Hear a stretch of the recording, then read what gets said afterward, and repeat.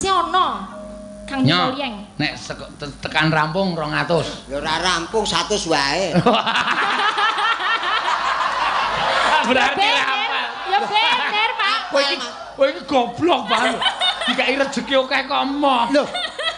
Nek kula niku jujur. Niki nggih pasukan kurang 100 kok.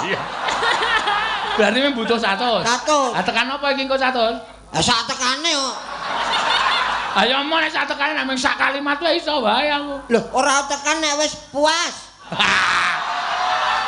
Mulai saru kowe.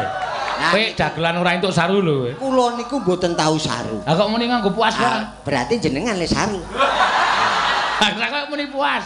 Loh, puas pendengar-pendengar itu dengan suara saya walaupun cuma sedikit gitu loh. Mana bisa puas wong gigi aja kurang kok puas. Loh kan bisa menggigil.